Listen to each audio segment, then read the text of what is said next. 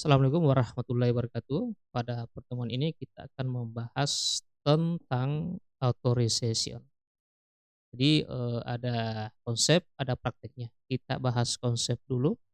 Yang pertama, kemarin Anda sudah mempelajari tentang autentikasi ya. Autentikasi itu bicara tentang bagaimana supaya, orang bisa masuk ke sistem, hanya orang yang sah. Nah, authorization itu bicara lebih lanjut. Ketika seseorang sudah, mulai masuk ke sistem, maka, mereka akan mengakses banyak halaman.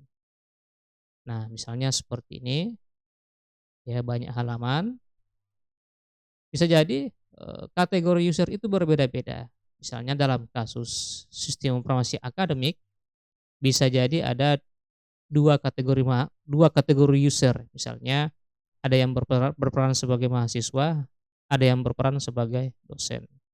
Nah, artinya apa? Bahwa ya karena mereka berbeda peran, bisa jadi juga mereka akan, mengakses halaman-halaman yang tertentu saja. Contoh misalnya, apa namanya, user mahasiswa ini tentunya hanya bisa mengakses halaman yang berkaitan dengan, perannya sebagai mahasiswa. Jadi mereka hanya bisa mengakses jadwal, melihat nilai dan lain-lain. Begitu pula dengan dosen. Ya dosen itu punya halaman-halaman tertentu ya, misalnya input nilai buat tugas. Nah pertanyaannya adalah, apakah mahasiswa boleh mengakses, apa namanya, halaman dosen? Ini ada kesalahan ya, ini halaman dosen harusnya. Apakah mahasiswa, boleh mengakses halaman dosen? Ya tentu tidak bisa. Ya tentu mahasiswa, tugasnya bukan menginput nilai, kan, itu kan kewenangan dosen. Nah, itu harus dibatasi karena bahaya kalau, apa namanya, mahasiswa itu bisa mengakses di luar daripada kewenangannya. Begitu pula dosen mengakses halaman yang khusus untuk mahasiswa misalnya. Misalnya seperti ini, ya, karena biasanya di aplikasi itu halaman digabung semuanya, maka, harus ada proses, apa namanya, menghalangi akses ya. Misalnya ketika mahasiswa ingin mengakses halaman terkait dengan dosen, ya sekali lagi ini salah ya, ini halaman dosen harusnya. Maka, dia harusnya ada peringatan atau ada semacam apa istilahnya, warning ya, warning bahwa, mahasiswa ndak boleh mengakses halaman ini.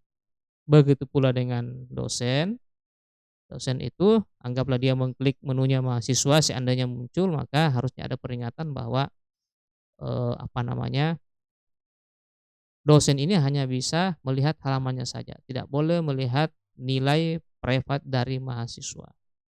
Ya, karena data pribadi mahasiswa itu kan mungkin terkumpul secara sistem ya di Siaka, tetapi ada mungkin hal-hal yang tidak bisa dilihat oleh dosen, seperti itu. Misalnya, mengakses seluruh nilai dosen mahasiswa itu kan seharusnya dosen tidak bisa lihat, karena itu urusan privatnya, kecuali mungkin PA, ya penasihat akademik. Nah, konsep seperti ini biasanya itu berbicara pada konsep authorization atau, lebih khusus ada namanya RBAC ya. Jadi merupakan salah satu konsep dari otorisasi. Ada banyak konsep otorisasi, tapi yang biasanya salah satunya yang sering digunakan adalah RBAC, Role Based Access Control atau model kontrol berbasis peran.